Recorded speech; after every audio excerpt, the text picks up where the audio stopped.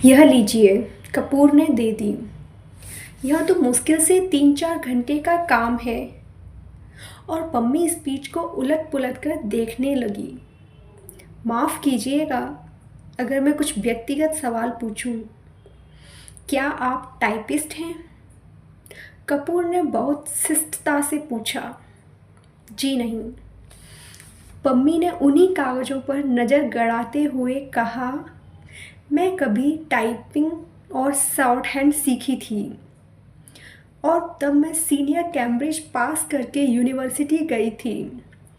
University मुझे छोड़नी पड़ी क्योंकि मैंने अपनी शादी कर ली। अच्छा, आपके पति कहाँ हैं?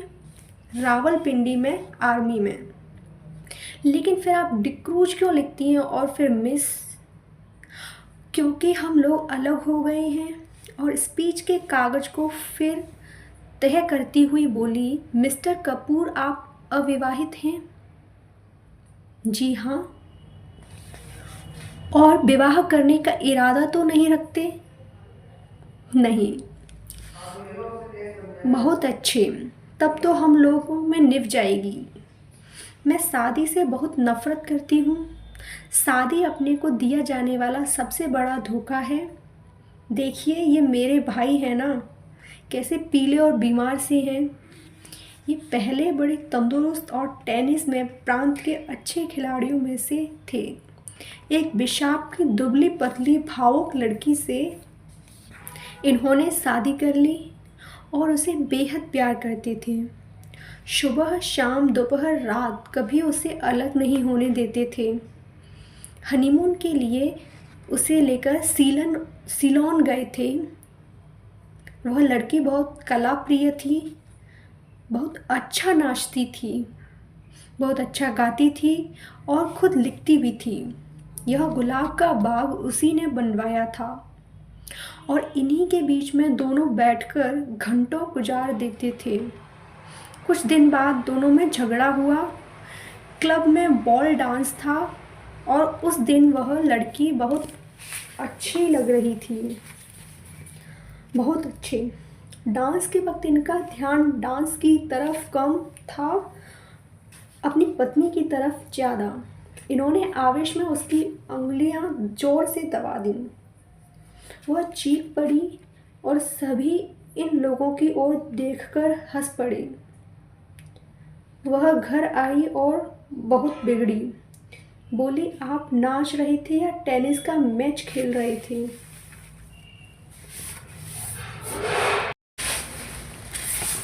सुधा का कॉलेज बड़ा एकांत और खूबसूरत जगह पर बना हुआ था। दोनों ओर ऊंची सी मैड और बीच में ऐसे कंकड़ की एक खूबसूरत घुमावदार सड़क। दाईं ओर चने और गेहूं के खेत, बेर और सहतूत के झाड़ और बाईं ओर ऊंचे ऊंचे टीले और ताड़ के लंबे लंबे पेड़। शहर से काफ़ी बाहर देहात का सा नज़ारा था। इतना शांत वातावरण था कि यहाँ कोई उतल पुतल और शोरगुल है ही नहीं। जगह इतनी हरी भरी कि दर्जों के कमरे के पीछे ही महुआ था और लंबी लंबी घास की दोपहरिया के नीले फूलों की जंगली लहरें उलझती रहती थीं। और इस वातावरण में अगर किसी पर सबसे ज़्यादा प्रभाव डाला था तो वह थी गेसु। उसे अच्छी तरह मालूम था कि बांस के झाड़ के पीछे किस चीज़ के फूल हैं। पुराने पीपल पर गिलोय की लतर चढ़ी है या करौंदे के झाड़ के पीछे एक शाही की माद है। नागफनी की झाड़ी के पास एक बार उसने एक लोमड़ी को भी देखा। शहर के एक मशहूर रईस साबिर हुसैन काजमी की वह सबसे बड़ी लड़की थी। उसकी माँ, जिन्होंने उसके पिता अदन से ब्याह कर लाए थे, शहर की मशहूर शायर थीं। हालांकि उनका दीवान छपकर मशहूर हो चुका था, मगर वह किसी भी बाहरी आदमी से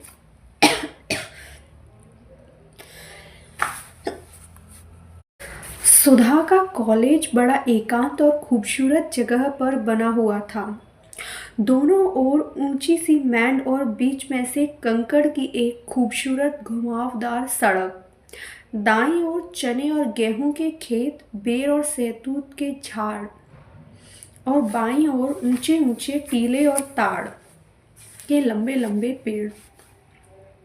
शहर से काफी बाहर देहात का सा नज़ारा था और इतना शांत वातावरण लगता था कि यहाँ कोई उथल पुथल, कोई शोरगुल है ही नहीं। जगह इतनी हरी भरी कि दर्जों के कमरे के पीछे ही महुआ था और लंबी लंबी घास की दोपहरिया के नीले फूलों की जंगली लताएं उलझी रहती थी।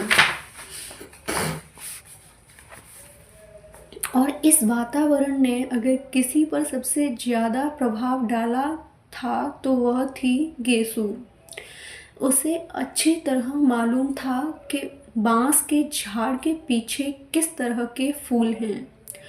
पुराने पीपल पर गिलोय की लतर चढ़ी है और करौंदे के झाड़ के पीछे एक स्याही की माद है। नागफनी की झाड़ी के पास एक बार उसने एक लोमड़ी भी देखी थी। शहर की मशहूर रईस साबिर हुसैन काजमी की वह सबसे बड़ी लड़की थी। उसकी माँ, जिन्होंने उसके पिता अदन से ब्याह कर लाए थे, शहर की मशहूर शायरा थीं। हालांकि उनका दीवान छपकर मशहूर हो चुका था, मगर वह किसी भी बाहरी आदमी से कभी नहीं मिलती जुलती थी। उनकी सारी दुनिया अपने पति और अपने बच्चों तक सीमित थी। उन्हें शायराना नाम रखने का बहुत शौक था। अपनी दोनों लड़कियों का नाम उन्होंने गेसु और फूल रखा था और अपने छोटे बच्चे का नाम हशरत। हाँ, अपने पति देव साबिर साहब के हुक्के से बेहद चिढ़ती थी और उसका नाम उन्होंने रखा था आतिश फिजा। घास, फूल, लतर और शायरी का शौक गेसु ने अपनी माँ से विरासत में पाया था। किस्मत से उसका कॉलेज भी ऐसा मिला जिसमें दर्जों की खिड़कियों से आम की शाखें झांका करती थीं। इसलिए हमेशा जब कभी मौका मिलता था, क्लास से भागकर गेसु घास पर लेटकर सपने देखने की आदी हो गई थी। क्लास के इस महाविनिष्क्रमण और उसके बाद लतरों की छाह में जाकर ध्यान योग की साधना में उसकी एकमात्र साथिन थी सुधा। आम की घनी छाह में हरी हरी दूब में दोनों सिर के नीचे हाथ रखकर लेटा रहती और दुनिया भर की बातें करती। बातों में छोटी से छोटी और बड़ी से बड़ी किस तरह की बातें करती थीं, यह वही समझ सकता है जिसने कभी दो अभिन्न सहेलियों की एकांत वार्ता सुनी हो। गालिब की शायरी से लेकर उनके छोटे भाई हशरत ने एक कुत्ते का पिल्ला पाला है, यह गेसु सुनाया करती थी। और शरद के उपन्यास से लेकर यह कि उसकी मालकिन ने गिलट का कड़ा बनवाया है, यह सुधा बताया करती थी। दोनों अपने अपने मन की बातें एक दूसरे को बता डालती थी और जितना भावुक, प्यारा, अनजान और सुकुमार दोनों का मन था, उतना ही भावुक, सुकुमार दोनों की बातें। हाँ, भावुक, सुकुमार दोनों ही थीं, लेकिन दोनों में एक अंतर था। गेसु शायर होते हुए भी इस दुनिया की थी और सुधा शायर न होते हुए भी कल्पना लोक की थी। गेसु अगर झाड़ियों में से कुछ फूल चुनती तो उन्हें सूंघती, उन्हें अपनी चोटी में सजाती और उन पर चंद शेर कहने के बाद भी उन्हें माला में पिरोकर अपनी कलाई में लपेट लेती। सुधा लहरों के बीच, लतरों के बीच में सिर रखकर लेट जाती और निर्निमिष पलकों से फूलों को देखती रहती और आंखों से न जाने क्या पीकर उन्हें उन्हीं की डालों पर फूलता हुआ छोड़ देती। गेसु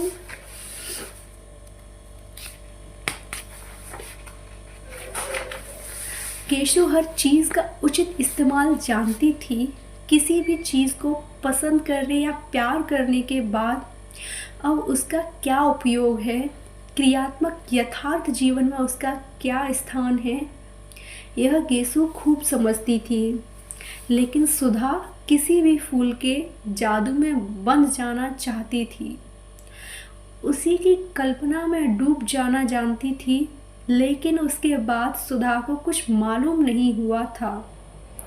केसु की कल्पना और भावुक सूक्ष्मता शायरी में व्यक्त हो जाती थी, अतः उसकी जिंदगी में काफ़ी व्यवहारिकता और यथार्थ था। लेकिन सुधा जो शायरी लिख नहीं सकती थी, अपने स्वभाव और गठन में खुद ही एक मासूम शायरी बन गई थी। वह भी पिछले 2 सालों में तो सचमुच ही इतनी गंभीर, सुकुमार और भावनामयी बन गई थी कि लगता था कि सूर के गीतों से उसकी व्यक्तित्व के रेशे बुन गए हैं। लड़कियां गेसु और सुधा के इस स्वभाव और उनकी अभिन्नता से वाकिफ थीं और इसलिए जब सुधा की मोटर आकर शायवान में रुकी और उसमें से सुधा और गेसु हाथ में फाइल लिए उतरी तो कामिनी ने हंसकर प्रभा से कहा, लो चंदा सूरज की जोड़ी आ गई। सुधा ने सुन लिया, मुस्कुराकर गेसु की ओर फिर कामिनी और प्रभा की ओर देखकर हंस दी। सुधा बहुत कम बोलती थी, लेकिन उसकी हंसी ने उसे खुशमिजाज साबित कर रखा था और वह सभी की प्यारी थी। प्रभा ने आकर सुधा के गले में बांह डालकर कहा, गेसु बानो, थोड़ी देर के लिए सुधा रानी को हमें दे दो, जरा कल के नोट्स उतारने हैं इनसे पूछकर। गेसु हंसकर बोली, उसके पापा से तय कर ले, फिर तू जिंदगी भर सुधा को पाल पोस, मुझे क्या करना। जब सुधा प्रभा के साथ चली गई तो गेसु ने कामिनी के कंधे पर हाथ रखा और कहा, कम्बो रानी, अब तो तुम ही हमारे हिस्से में पड़ी। आओ चलो देखें लतर में कुंदरू हैं। कुंदरू तो नहीं, अब चने का खेत हरिया आया है, कम्बो बोली। गृह विज्ञान का पीरियड्स था और मिस उमालकर पढ़ा रही थी। बीच की कतार के एक बेंच पर कामिनी, प्रभा, गेसु और सुधा बैठी थी। गृह विज्ञान का पीरियड्स था। मिस उमालकर पढ़ा रही थी। बीच की कतार के एक बेंच पर कामिनी, प्रभा, गेसु और सुधा बैठी थी। हिस्सा बांट अभी तक कायम था, अतः कामिनी के बगल में गेसु, गेसु के बगल में प्रभा और प्रभा के बाद बेंच के कोने पर सुधा बैठी थी। मिस उमालकर रोगियों के खानपान के बारे में समझा रही थीं। मेज के बगल में खड़ी हुई, हाथ में एक किताब लिए हुए उसी पर निगाह लगाए वह बोलती जा रही थीं। शायद अंग्रेजी की किताब में जो कुछ लिखा हुआ था उसी का हिंदी में उल्था करते हुए बोलती जा रही थीं। आलू एक नुकसानदेह तरकारी है, रोग की हालत में वह खुश्क होता है, गर्म होता है और हजम मुश्किल से होता है। सहसा गेसु ने एकदम बीच से पूछा, गुरुजी, गांधी जी आलू खाते हैं या नहीं? सभी हंस पड़े। मिस उमालकर ने बहुत गुस्से से गेसु की ओर देखा और डांटकर कहा,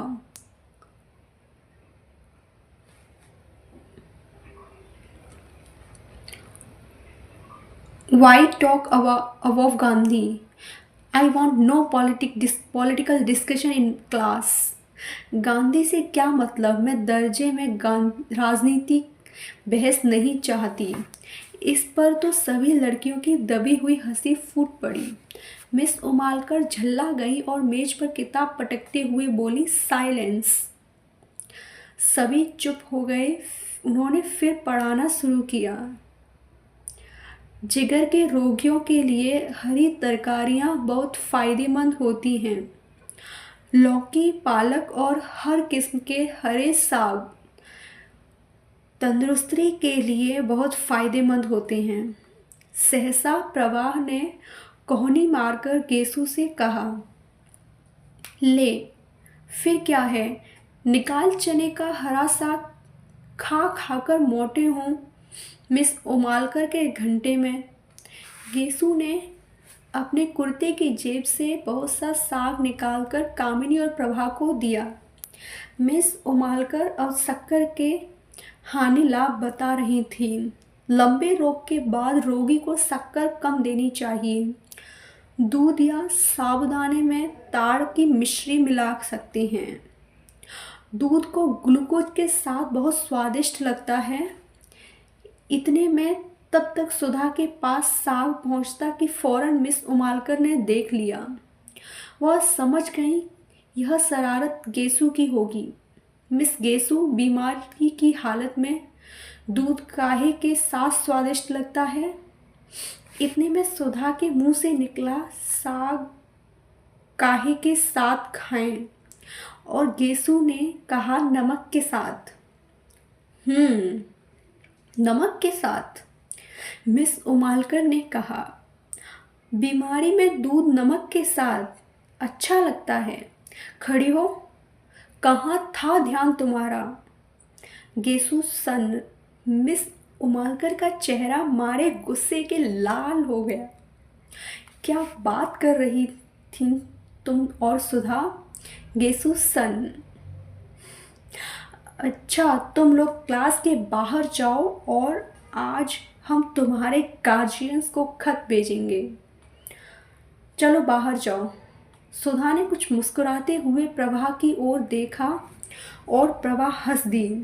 गेसु ने देखा कि मिस उमालकर का पारा और भी चढ़ने वाला है, तो वह चुपचाप किताब उठाकर चल दी। सुधा भी पीछे पीछे चल दी। कामिनी ने कहा, खत पत बेचती रहना सुधा, और क्लास ठठाकर हंस पड़ी। मिस उमालकर गुस्से से नीली पड़ गई।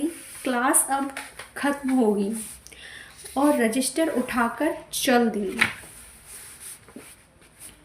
गेसु अभी अंदर ही थी कि बाहर चली गई और उनके जरा दूर पहुंचते ही गेसु ने बड़ी अदा से कहा, बड़े बेआबरू होकर तेरे कूचे में हम निकले।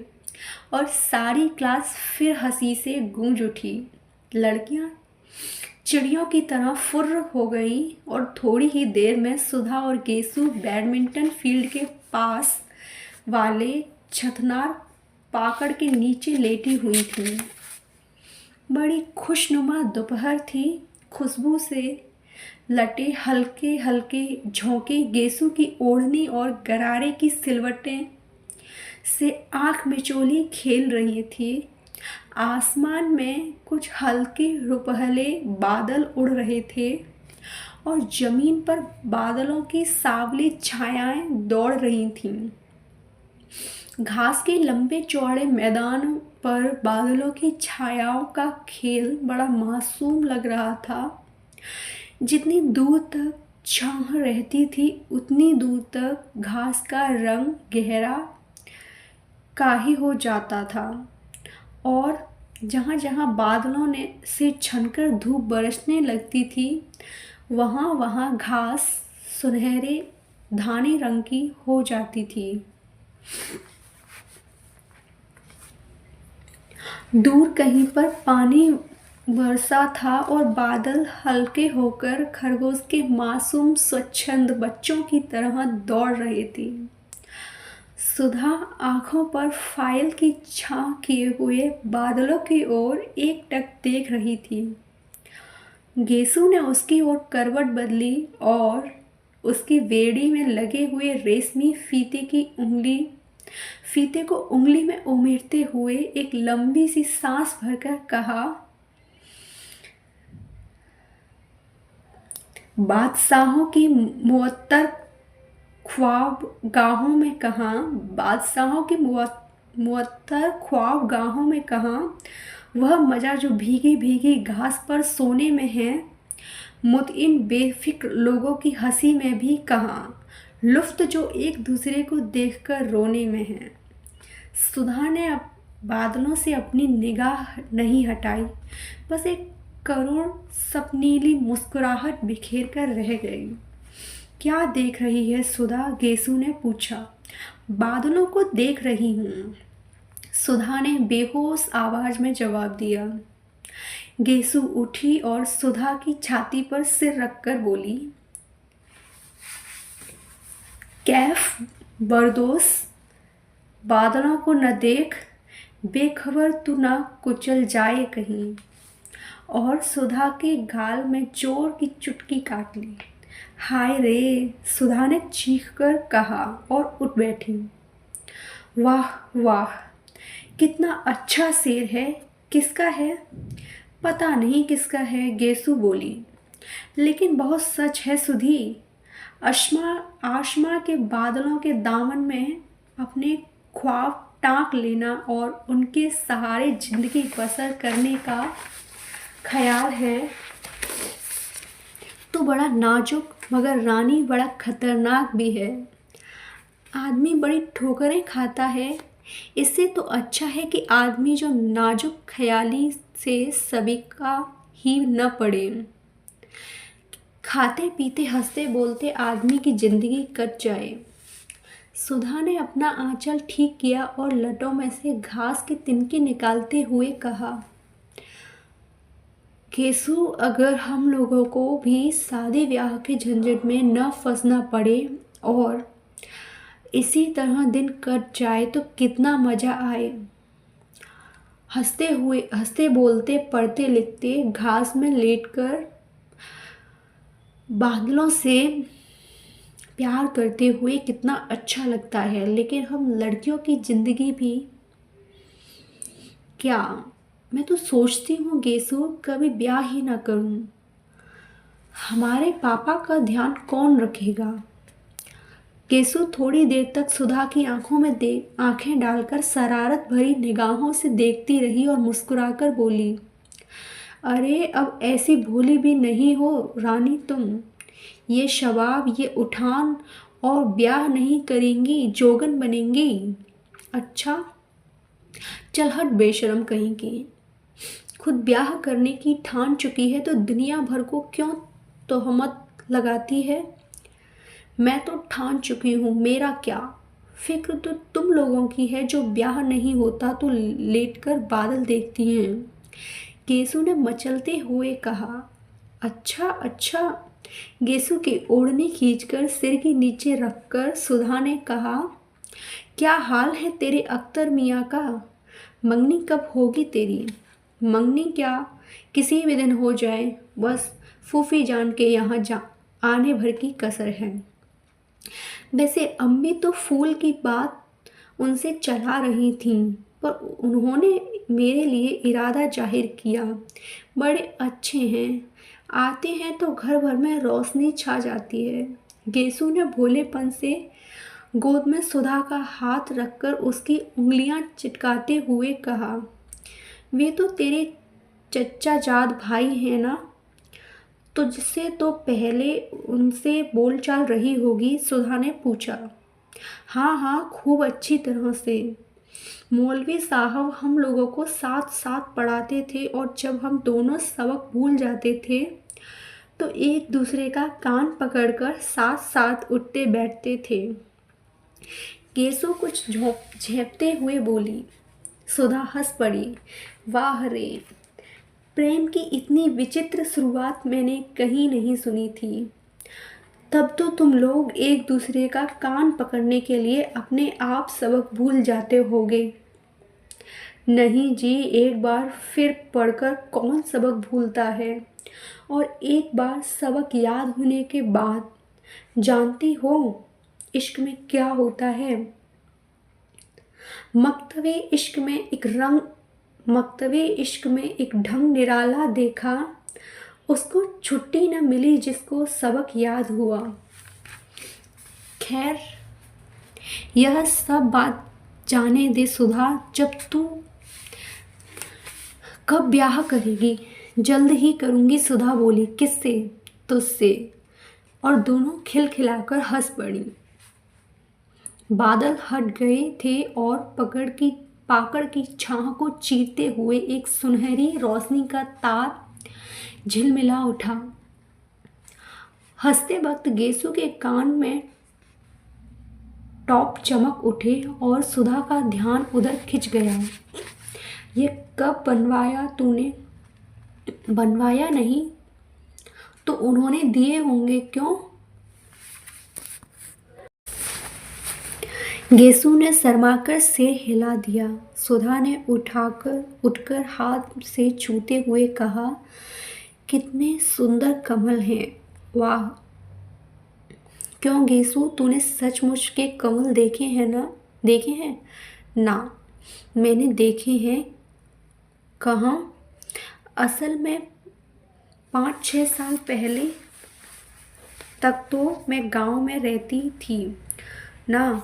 ऊंचाहार के पास एक गांव में मेरी बुआ रहती हैं ना। बचपन से मैं उन्हीं के पास रहती थी। पढ़ाई की शुरुआत मैंने वहीं की और 7वीं तक वहीं पढ़ी। तो वहाँ मेरे स्कूल के पीछे के पोखर में बहुत से कमल थे। रोज शाम को मैं भाग जाती थी और तालाब में घुसकर कमल तोड़ती, और घर से बुआ एक लंबा सा सोठा लेकर गालियाँ देती हुई आती थी मुझे पकड़ने के लिए। जहाँ वह किनारे पहुँचती तो मैं कहती, अभी डूब जाएंगे बुआ। अभी डूबे तो बहुत रबड़ी मलाई का लालच देकर वह मिन्नत करती, निकल आओ, तो मैं निकलती थी। तुमने तो कभी देखा नहीं होगा हमारी बुआ को, ना तूने कभी दिखाया ही नहीं। इधर बहुत दिनों से आई ही नहीं वो।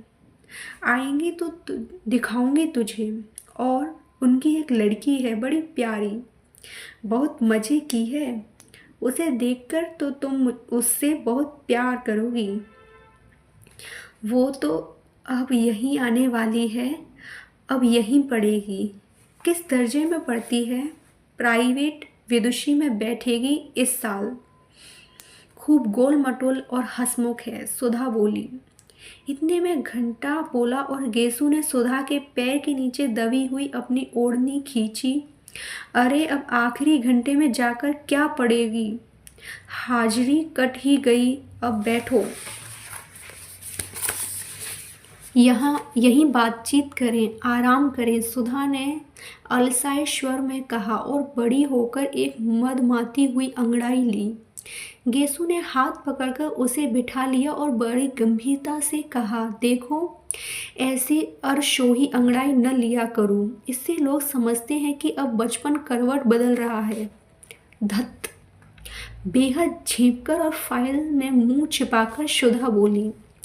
लो, तुम मजाक समझती हो? एक शायर ने तुम्हारी अंगड़ाई के लिए कहा है। कौन है? कौन ये ले रहा है अंगड़ाई? आसमान को नींद आती है।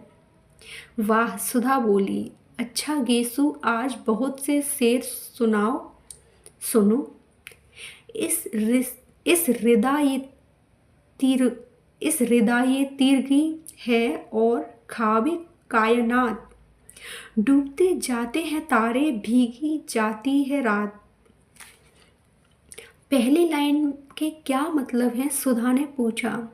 हृदय तीरगी के माने हैं अंधेरे की चादर, और ख्वाबे कायनात के माने हैं जिंदगी का सपना। अब फिर सुनो शेर,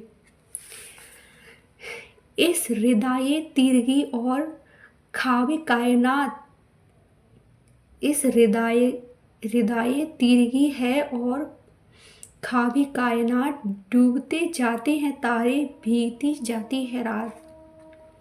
वाह, कितना अच्छा है। अंधकार की चादर है जीवन का स्वप्न है, तारे डूबते जाते हैं, रात भीगती जाती है। गेशु, उर्दू की शायरी बहुत अच्छी है, तो तू खुद उर्दू क्यों नहीं पढ़ लेती? गेसु ने कहा, चाहती तो बहुत हूँ पर निभ नहीं पाती। किसी दिन शाम को आओ सुधा, तो अम्मी जान से तुम्हें शेर सुनवाएं। यह ले तेरी मोटर तो आ गई। सुधा उठी, अपनी फाइल उठाई। गेसु ने अपनी ओढ़नी झाड़ी और आगे चली। पास आकर उचक्कर उसने प्रिंसिपल का रूम देखा और वह खाली था। उसने दाई को खबर दी और मोटर पर बैठ गई। गेसु बाहर खड़ी थी। चल तू भी ना। नहीं, मैं गाड़ी पर चली जाऊंगी।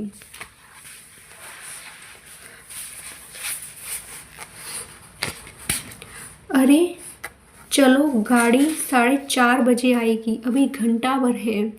घर पर चाय पियेंगे, फिर मोटर पहुंचा देगी। जब तक पापा नहीं है तब तक जितना चाहो कार घिसो। गेसु भी आ बैठी और कार चल दी। दूसरे दिन जब चंदर डॉक्टर शुक्ला के यहाँ निबंध की प्रतिलिपि लेकर पहुंचा तो 8 बज चुके थे। 7 बजे तो चंदर की नींद ही खुली थी। जल्दी से वह नहा धोकर साइकिल दौड़ाते हुआ भागा था कि कहीं भाषण की प्रतिलिपि पहुंचने में देर न हो जाए। जब वह बंगले पर पहुंचा तो धूप फैल चुकी थी। अब धूप भली नहीं मालूम देती थी। धूप की तेजी बर्दाश्त के बाहर होने लगी थी, लेकिन सुधा नील कांटे के ऊंचे ऊंचे झाड़ों की छांव में एक छोटी सी कुर्सी डाले बैठी थी। बगल में एक छोटी सी मेज थी जिस पर कोई किताब खुली हुई रखी थी। हाथ में कुर्सियाँ थी और उंगलियां एक नाजुक तेजी से डोरे में उलझ सुलझ रही थी। हल्के बादामी रंग की इकलाई की लहराती हुई धोती, नारंगी और काली तिरछी धारियों का कलफ किया चुस्त ब्लाउज और एक कंधे पर उभरा हुआ एक उसका पफ ऐसा लग रहा था जैसे कि बाह पर कोई रंगीन तितली आकर बैठी हुई हो और उसका सिर्फ एक पंख उठा हो। अभी अभी शायद नहाकर उठी थी, क्योंकि शरद की खुशनुमा धूप की तरह हल्के सुनहले बाल पीठ पर लहरा रहे थे। नील कांटे की टहनियाँ उसको सुनहली लहरें समझकर अटखेलियाँ कर रही थीं। चंदर की साइकिल जब अंदर देख पड़ी तो सुधा ने उधर देखा, लेकिन कुछ भी न कहकर फिर अपनी कुर्सियाँ बुनने में लग गई। चंदर सीधा पोर्टिको में गया और अपनी साइकिल रखकर भीतर चला गया, डॉक्टर शुक्ला के पास स्टडी रूम में। बैठक में सोने के कमरे में कहीं भी डॉक्टर शुक्ला नजर नहीं आए। हारकर वह बाहर आया तो देखा मोटर अभी गैराज में है, तो वे जा कहाँ सकते थे। और सुधा को तो देखिए क्या अकड़ी हुई है आज, जैसे चंदर को जानती ही नहीं। चंदर सुधा के पास गया। सुधा का मुंह और भी लटक गया। डॉक्टर साहब कहाँ हैं? चंदर ने पूछा। हमें क्या मालूम, सुधा ने कुर्सिया पर से बिना निगाह हटाए जवाब दिया। तो किसे मालूम होगा? चंदर ने डांटते हुए कहा। हर वक्त का मजाक हमें अच्छा नहीं लगता। काम की बात का उसी तरह जवाब देना चाहिए। उनके निबंध की लिपि देनी है या नहीं? हाँ देनी है, तो मैं क्या करूं? नहा रहे होंगे, अभी कोई ये तो नहीं है कि तुम निबंध की लिपि लाए हो तो कोई नहाए धोए नहीं। बस सुबह से बैठा रहे कि अब निबंध आ रहा है, आ रहा है। सुधा ने मुंह बनाकर आंखें नचाते हुए कहा, तो सीधे क्यों नहीं कहती कि नहा रहे हैं? चंदर ने सुधा के गुस्से पर हंसकर कहा। चंदर की हंसी पर तो सुधा का मिजाज और भी बिगड़ गया और अपनी कुर्सियाँ उठाकर और किताब बगल में दबाकर वह उठकर अंदर चल दी। उसके उठते ही चंदर आराम से उस कुर्सी पर बैठ गया और मेज पर टांगें फैलाकर बोला, आज मुझे बहुत गुस्सा चढ़ा है, खबरदार कोई बोलना मत। सुधा जाते जाते मुड़कर खड़ी हो गई। हमने कह दिया चंदर एक बार में कि हमें ये सब बातें अच्छी नहीं लगती। जब देखो तुम चिढ़ाते रहते हो। सुधा ने गुस्से में कहा। नहीं चिढ़ाएंगे, नहीं तो पूजा करेंगे। तुम अपने मौके पर छोड़ देती हो, चंदर ने उसी लापरवाही से कहा। सुधा गई नहीं, वहीं घास पर बैठ गई और किताब खोलकर पढ़ने लगी। जब 5 मिनट तक वह कुछ नहीं बोली तो चंदर ने सोचा आज बात कुछ गंभीर है। उसने बड़े दुलार से पुकारा, सुधा। सुधा ने कुछ नहीं कहा मगर 2 बड़े बड़े आंसू टप से नीचे किताब पर गिर गए। कुछ नहीं, बता दो तुम्हें हमारी कसम है, कल शाम को तुम आए नहीं। सुधा रोनी आवाज में बोली। बस इस बात पर इतनी नाराज हो पगली? हाँ, इस बात पर इतनी नाराज हूँ। तुम आओ चाहे 1000 बार न आओ, इस पर हम क्यों नाराज होंगे? बड़े कहीं के आए, नहीं आएंगे तो जैसे हमारा घर बार नहीं है। अपने को जाने क्या समझ लिया है, सुधा ने चिढ़कर जवाब दिया। अरे तो तुम ही तो कह रही थी भाई, चंदर ने हंसकर कहा। तो बात पूरी भी सुनो। शाम को गेसू का नौकर आया था, उसके छोटे भाई हशरत की सहगिल थी। सुबह कुरान खानी होने वाली थी और उसकी माँ ने बुलाया था, तो गई क्यों नहीं? किससे पूछ कर जाती? आप तो इस वक्त आ रहे हैं जब सब खत्म हो गया, सुधा बोली। तो पापा से पूछकर चली जाती, चंदर ने समझाकर कहा। और फिर गेसू के यहाँ तो यूँ अक्सर जाती हो तुम, तो आज तो डांस भी करने के लिए कहा था उसने। फिर बाद में तुम कहते, सुधा तुम्हें ये नहीं करना चाहिए, वो नहीं करना चाहिए, लड़कियों को ऐसे रहना चाहिए, वैसे रहना चाहिए, और बैठ के उपदेश पिलाते और नाराज होते बिना तुमसे पूछे। हम कहीं सिनेमा, पिकनिक, जलसों में गए हैं कभी? और फिर आंसू टपक पड़े। पगली कहीं की, इतनी बात पर रोना क्या? किसी के हाथ कुछ उपहार भेज दो और फिर किसी मौके पर चली जाना। हाँ, चली जाना। तुम्हें कहते क्या लगता है गेसू ने कितना बुरा माना होगा? सुधा ने बिगड़ते हुए ही कहा। इम्तिहान आ रहा है, फिर कब जाएंगे? कब है इम्तिहान तुम्हारा? चाहे जब हो, मुझे पढ़ाने के लिए कहा किसी से? अरे भूल गए। अच्छा, आज देखो कहेंगे नहीं। आज दोपहर को आप बुला लाइए, वरना हम सब किताबों में आग लगाए देते हैं, समझे कि नहीं? अच्छा, आज दोपहर को बुला लाएंगे। ठीक। अच्छा, याद आया, बिशरिया से कहूँगा तुम्हें पढ़ाने के लिए, उसे रुपए की ज़रूरत भी है। चंदर ने छुटकारे का कोई रास्ता न पाकर कहा। आज दोपहर को जरूर से। सुधा ने फिर आंखें नचाकर कहा, लो पापा आ गए, नहाकर जाओ। चंदर उठा और चल दिया। सुधा उठी और अंदर चली गई। डॉक्टर शुक्ला हल्के सांवले रंग के, जरा स्थूलकाय से थे। बहुत गंभीर अध्ययन और अध्यापन और उम्र के साथ साथ ही उनकी नम्रता और भी बढ़ती जा रही थी। लेकिन वे लोगों से मिलते जुलते कम थे, व्यक्तिगत दोस्ती उनकी किसी से नहीं थी। लेकिन उत्तर भारत के प्रमुख विद्वान होने के नाते कॉन्फ्रेंस में, मौखिक परीक्षाओं में, सरकारी कमेटियों में भी बराबर बुलाए जाते थे। इसमें प्रमुख दिलचस्पी से हिस्सा लेते थे। ऐसी जगहों में चंदर अक्सर उनका प्रमुख सहायक रहता था और इसी नाते चंदर भी प्रांत के बड़े बड़े लोगों से परिचित हो गया। जब वह एमए पास हुआ तब से फाइनेंस विभाग में उसे कई बार ऊंचे ऊंचे पदों का ऑफर आ चुका था, लेकिन डॉक्टर शुक्ला इसके खिलाफ थे। वे चाहते थे कि पहले वह पूरी रिसर्च कर ले, संभव हो तो विदेश हो आए, तब चाहे कुछ काम करे। अपने व्यक्तिगत जीवन में डॉक्टर शुक्ला अंतर्विरोधियों के व्यक्ति थे।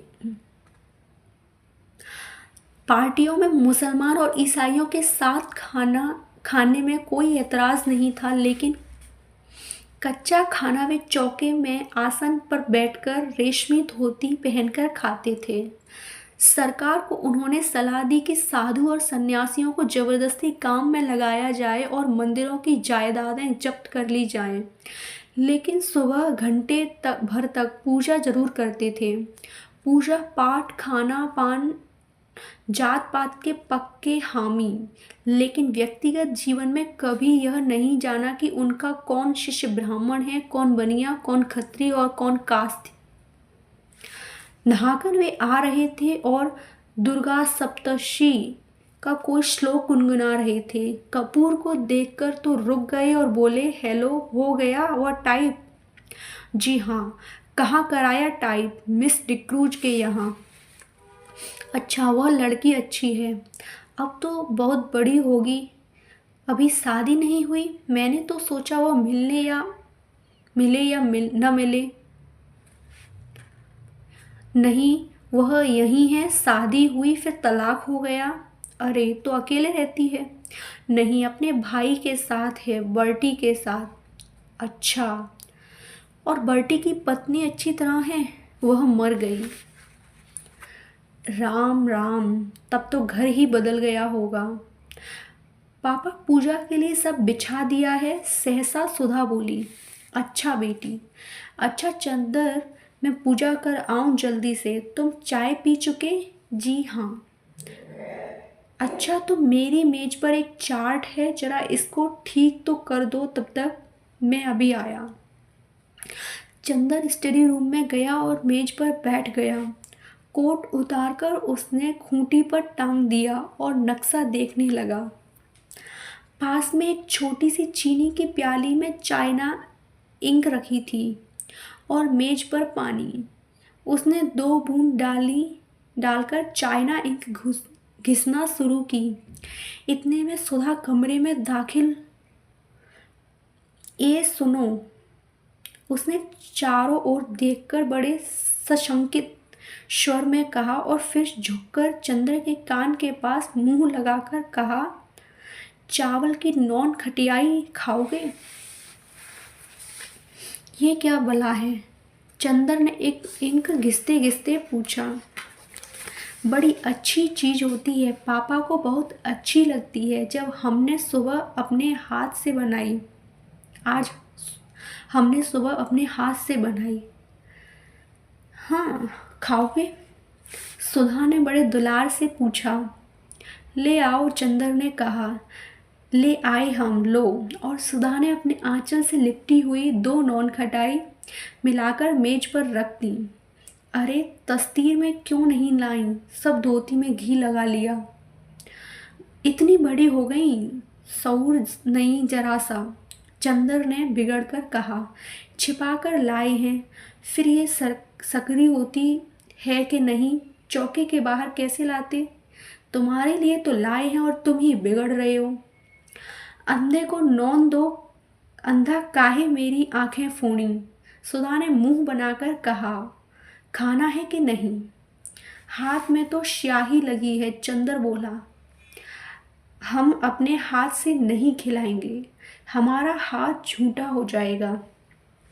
और राम राम, पता नहीं तुम रेस्तरां में मुस्लिम के हाथ का खाते होगे। थू थू। चंदर हंस पड़ा सुधा की इस बात पर और अब उसने पानी में हाथ डुबोकर बिना पूछे सुधा के आंचल से हाथ पोंछकर और बेतकल्लुफ से नॉन खटियाई उठाकर खाने लगा।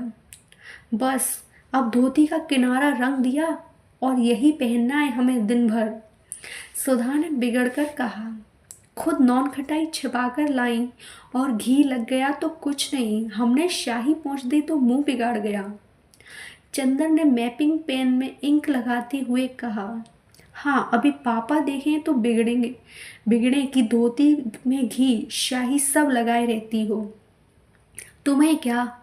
और उसने शाही लगा हुआ छोर कसकर कमर में खोंस लिया।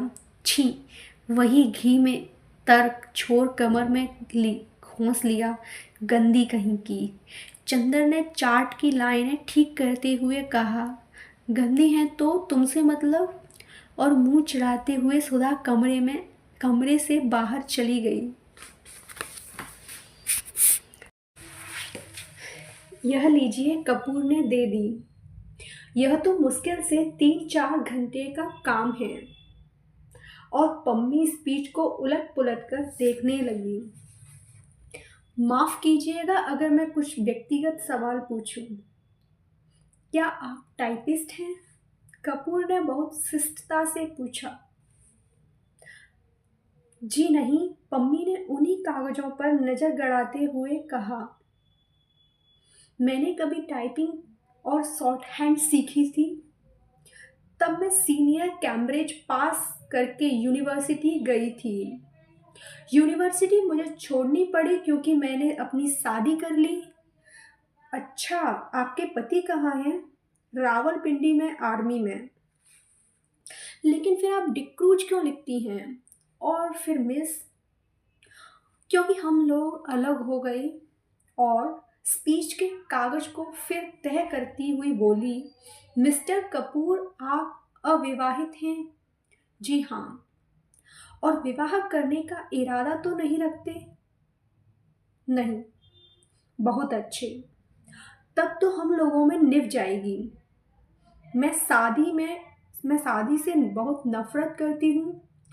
शादी अपने आप को दिया जाने वाला सबसे बड़ा धोखा है। देखिए, ये मेरे भाई हैं ना, कैसे पीले और बीमार से हैं। ये पहले बड़े तंदुरुस्त और टेनिस में प्रांत के अच्छे खिलाड़ियों में से थे। एक बिशाप की दुबली पतली भावुक लड़की से इन्होंने शादी कर ली और उसे बेहद प्यार करते थे। सुबह शाम दोपहर रात कभी उसे अलग नहीं होने देते थे। हनीमून के लिए उसे लेकर सिलोन गए थे। वह लड़की बहुत कलाप्रिय थी, बहुत अच्छा नाचती थी, बहुत अच्छा गाती थी और खुद लिखती थी। यह गुलाब का बाग उसी ने बनवाया था और इन्हीं के बीच में बैठकर दोनों घंटों गुजार देते थे। कुछ दिनों बाद दोनों में झगड़ा हुआ। क्लब में बॉल डांस था और उस दिन लड़की बहुत अच्छी लग रही थी, बहुत अच्छी। डांस के वक्त इनका ध्यान डांस की तरफ कम था, अपनी पत्नी की तरफ ज़्यादा। इन्होंने आवेश में उसकी उंगली दबाई, जोर से दबा दी। वह चीख पड़ी और सभी लोग इनको देखकर हंस पड़े। वह घर आई और बहुत बिगड़ी। बोली, आप नाच रहे थे या टेनिस का मैच खेल रहे थे? मेरा हाथ था या टेनिस का रैकेट। इस बात पर बर्टी भी बिगड़ गया और उस दिन से जो इन लोगों में खटकी तो फिर कभी न बनी। धीरे धीरे वह लड़की एक सर्जेंट से प्यार करने लगी। बर्टी को इतना सदमा हुआ कि वह बीमार पड़ गया, लेकिन बर्टी ने तलाक नहीं दिया, उस लड़की से कुछ कहा भी नहीं और उस लड़की ने सर्जेंट से प्यार जारी रखा। लेकिन बीमारी में बर्टी को बहुत सेवा की। बर्टी अच्छा हो गया। उसके बाद उसको एक बच्ची हुई और उसी से वह मर गई। हालांकि हम लोग सब जानते हैं कि वह बच्ची उस सर्जेंट की थी, लेकिन बर्टी को यकीन नहीं होता कि वह सर्जेंट को प्यार करती थी। वह कहता है, यह दूसरे को प्यार करती होती तो मेरी इतनी सेवा कैसे कर सकती थी भला। उस बच्ची का नाम बर्टी ने रोज रखा और उसे लेकर दिन भर उन्हीं गुलाब के पेड़ों के बीच में बैठा करता था, जैसे अपनी पत्नी को लेकर बैठता था। 2 साल बाद बच्ची को सांप ने काट लिया। वह मर गई और तब से बर्टी का दिमाग ठीक नहीं रहता। खैर, जाने दीजिए। आइए अपना काम शुरू करें। चलिए अंदर के स्टडी रूम में चलें। चलिए, चंदर बोला और पम्मी के पीछे पीछे चल दिया। मकान बहुत बड़ा था और पुराने अंग्रेजों के ढंग पर सजा हुआ था। बाहर से जितना पुराना और गंदा नजर आता था, अंदर से उतना ही आलीशान और सुथरा। ईस्ट इंडिया कंपनी के जमाने की छाप थी अंदर। यहाँ तक कि बिजली लगने के बावजूद अंदर पुराने बड़े बड़े हाथ से खींचे जाने वाले पंखे लगे थे। 2 कमरों को पार करके वे लोग स्टडी रूम में पहुंचे। बड़ा कमरा जिसमें चारों तरफ अलमारियों में किताबें सजी हुई थीं। 4 कोने में 4 मेजें लगी हुई थीं, जिसमें कुछ बस्ट और कुछ तस्वीरें स्टैंड के सहारे रखी हुई थीं। एक अलमारी में नीचे खाने में टाइपराइटर रखा था। पम्मी ने बिजली जला दी और टाइपराइटर खोलकर साफ करने लगी। चंदर घूमकर किताबें देखने लगा। एक कोने में कुछ मराठी की किताबें रखी थीं। उसे बड़ा ताज्जुब हुआ। अच्छा पम्मी, वो माफ़ कीजिएगा मिस डिक्रूज। नहीं, आप मुझे पम्मी पुकार सकते हैं। मुझे यही नाम अच्छा लगता है। हाँ, क्या पूछ रहे थे आप? क्या आप मराठी भी जानती हैं? नहीं, तो मैं नहीं, मेरी नानी जानती थी। क्या आपको डॉक्टर शुक्ला ने हम लोगों के बारे में कुछ नहीं बताया? नहीं, कपूर ने कहा। अच्छा, ताज्जुब है, पम्मी बोली। आपने ट्रेनाली डिक्रूज का नाम सुना है? हाँ, डिक्रूज जिन्होंने कौसाम्बी में खुदाई करवाई थी। वह तो बहुत बड़े पुरातत्ववेता थे, कपूर ने कहा। हाँ वही, वह मेरे सगे नाना थे और अंग्रेज नहीं थे, मराठा थे। उन्होंने मेरी नानी से शादी की थी, जो एक कश्मीरी ईसाई महिला थी। इसके कारण भारत में उन्हें ईसाईयत अपनानी पड़ी। यह मेरे नाना का ही मकान है और अब हम लोगों को मिल गया। डॉक्टर शुक्ला के दोस्त मिस्टर श्रीवास्तव बैरिस्टर है ना? वे हमारे खानदान के एनआरटी थे। उन्होंने और डॉक्टर शुक्ला ने ही यह जायदाद हमें दिलवाई। लीजिए, तो मशीन ठीक हो गई। उसने टाइपराइटर में कार्बन और कागज लगाकर कहा, लाइए निबंध। इसके बाद घंटे भर तक टाइपराइटर रुका नहीं। कपूर ने देखा कि यह लड़की, जो व्यवहार में इतनी सरल और स्पष्ट है, फैशन में इतनी नाजुक और शौकीन है, काम करने में उतनी ही मेहनती और तेज भी है। उसकी अंगुलियां मशीन की तरह चल रही थीं और तेजी इतनी कि 1 घंटे में लगभग उसने आधी पांडुलिपि टाइप कर डाली। ठीक 1 घंटे के बाद उसने टाइपराइटर बंद कर दिया। बगल में बैठे हुए कपूर की ओर झुककर कहा, अब थोड़ी देर आराम। और अपनी उंगलियां चटकाने के बाद वह कुर्सी खिसकाकर उठी और एक भरपूर अंगड़ाई ली। उसका अंग अंग धनुष की तरह झुक गया। उसके बाद कपूर के कंधे पर बेतकल्लुफ़ी से हाथ रखकर बोली, क्यों, एक प्याला चाय मंगवाई जाए? मैं तो पी चुका हूँ, लेकिन मुझसे तो काम होने से रहा अब चाय बिना चाय के। पम्मी एक अल्हड़ बच्ची की तरह बोली और अंदर चली गई। कपूर ने टाइप किए हुए कागज उठाए और कलम निकालकर उनकी गलतियां सुधारने लगा। चाय पीकर थोड़ी देर में पम्मी वापस आई और बैठ गई। उसने एक सिगरेट केस कपूर के सामने किया। धन्यवाद, मैं सिगरेट नहीं पीता। अच्छा, ताज्जुब है। आपकी इजाज़त हो तो मैं सिगरेट पी लूं? क्या आप सिगरेट पीती हैं? छी, पता नहीं क्यों औरतों का सिगरेट पीना मुझे बहुत ही नापसंद है। मेरी तो मजबूरी है मिस्टर कपूर, मैं यहाँ के समाज से मिलती जुलती नहीं।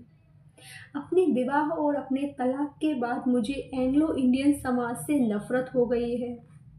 मैं अपने दिल से हिंदुस्तानी हूँ, लेकिन हिंदुस्तानियों से घुलना मिलना हमारे लिए संभव नहीं। घर में अकेले रहती हूँ, सिगरेट और चाय से तबीयत बदल जाती है। किताबों का मुझे शौक नहीं। तलाक के बाद आपने पढ़ाई जारी क्यों नहीं रखी? कपूर ने पूछा। मैंने कहा ना कि मुझे किताबों का शौक नहीं, बिल्कुल, पम्मी बोली। और मैं अपने को आदमियों से घुलने मिलने के लायक नहीं पाती। तलाक के बाद साल भर तक मैंने अपने घर में बंद रही और मैं और बर्टी से बात करने का मौका मिला। बर्टी मेरा भाई, वह भी बीमार और बूढ़ा। कहीं कोई तकल्लुफ़ की गुंजाइश नहीं। अब मैं हर एक से बेतकल्लुफ़ी से बात करती हूँ तो कुछ लोग मुझ पर हंसते हैं, कुछ लोग मुझे सभ्य समाज के लायक नहीं समझते, कुछ लोग उसका गलत मतलब निकालते हैं। इसलिए मैंने अपने को अपने बंगले में ही कैद कर लिया। अब आप ही हैं, आज पहली बार मैंने देखा आपको। मैं समझी ही नहीं कि आपसे कितना दुराव रखना चाहिए। अगर आप भले मानस न हो तो आप इसका गलत मतलब निकाल सकते हैं। अगर यही बात हो तो कपूर हंसकर बोला, संभव है कि मैं भले मानस बनने के बजाय गलत मतलब निकालना ज़्यादा पसंद करूं। तो संभव है मैं मजबूर होकर आपसे भी न मिलूं। पम्मी गंभीरता से बोली। नहीं मिस डिक्रूज, नहीं, आप पम्मी कहिए, डिक्रूज नहीं। पम्मी सही, आप गलत न समझें, मैं मजाक कर रहा था, कपूर बोला। उसने इतनी देर में समझ लिया था कि यह साधारण ईसाई छोकरी नहीं है। इतने में बर्टी लड़खड़ाता हुआ हाथ में धूल सना खुरपा लिए आया और चुपचाप खड़ा हो गया और अपनी धुंधली पीली आंखों से एकटक कपूर को देखने लगा। कपूर ने एक कुर्सी खिसका दी और कहा, आइए। पम्मी उठी और बर्टी के कंधे पर एक हाथ रखकर उसे सहारा देकर कुर्सी पर बिठा दिया। बर्टी बैठ गया और आंखें बंद कर लीं। उसका बीमार कमजोर व्यक्तित्व जाने कैसा लगता था कि पम्मी और कपूर दोनों चुप हो गए। थोड़ी देर बाद बर्टी ने आंखें खोली और बहुत करुण स्वर में बोला, पम्मी, तुम नाराज हो? मैंने जानबूझकर तुम्हारे मित्र का अपमान नहीं किया था। अरे नहीं, पम्मी ने उठकर बर्टी का माथा सहलाते हुए कहा। मैं तो भूल गई और कपूर भी भूल गए। अच्छा, धन्यवाद। पम्मी अपना हाथ इधर लाओ। और वह पम्मी के हाथ पर सिर रखकर पड़ा रहा और बोला, मैं कितना अभागा हूँ, कितना अभागा। अच्छा पम्मी, कल रात को तुमने सुना था वह आई थी और पूछ रही थी बर्टी तुम्हारी तबीयत अब ठीक है। मैंने झट अपनी आंखें ढक ली कि कहीं आंखों का पीलापन देख न ले। मैंने कहा तबीयत अब ठीक है, मैं अच्छा हूँ। तो उठी और जाने लगी। मैंने पूछा कहाँ चली, तो बोली सर्जेंट के साथ जरा क्लब जा रही हूँ। तुमने सुना था पम्मी? कपूर स्तब्ध सा उन दोनों की ओर देख रहा था। पम्मी ने कपूर को आंखों का इशारा करते हुए कहा, हाँ हमसे मिली थी वह, लेकिन बर्टी वह सर्जेंट के साथ नहीं गई थी। हाँ, तब बर्टी की आंखें चमक उठी और उसने उल्लास भरे स्वर में पूछा। वह बोली बर्टी के ये गुलाब सर्जेंट से ज्यादा प्यारे हैं। पम्मी बोली अच्छा। मुस्कुराहट से बर्टी का चेहरा खिल उठा। उसकी पीली पीली आंखें और धस गई और दांत बाहर झलकने लगे। क्या कहा उसने, फिर तो कहो। उसने कहा ये गुलाब सर्जेंट से ज्यादा प्यारे हैं। फिर इन्हीं गुलाबों पर नाचती रही और सुबह होते ही इन्हीं फूलों में छिप गई। तुम्हें सुबह किसी फूल में तो नहीं मिली? तुम्हें तो किसी फूल में नहीं मिली? बर्टी ने बच्चों के से भोले विश्वास के स्वर में कपूर से पूछा। चंदर चौंक उठा। पम्मी और बर्टी की इन बातों पर उसका मन बेहद भर आया था। बर्टी की मुस्कुराहट पर उसकी नसें थरथरा उठी थीं। नहीं, मैंने तो नहीं देखा था, चंदर ने कहा। बर्टी ने फिर मायूसी से सिर झुका लिया और आंखें बंद कर ली और कराहती हुई आवाज में बोला, जिस फूल में वह छिप गई थी उसी को किसी ने चुरा लिया होगा। फिर सहसा वह तनकर खड़ा हो गया और पुचकारते हुए बोला, जाने कौन ये फूल चुराता है। अगर मुझे एक बार मिल जाए तो मैं उसका खून ऐसे पी लूं। उसने हाथ की उंगली काटते हुए कहा और उठकर लड़खड़ाता हुआ चला गया। वातावरण इतना भारी हो गया कि फिर पम्मी और कपूर ने कोई बात नहीं की। पम्मी ने चुपचाप टाइप करना शुरू किया और कपूर चुपचाप बर्टी की बातें सोचता रहा। घंटा भर बाद टाइपराइटर खामोश हुआ तो कपूर ने कहा, पम्मी मैंने जितने लोग देखे हैं उनमें शायद बर्टी सबसे विचित्र और शायद सबसे दयनीय है। पम्मी खामोश रही।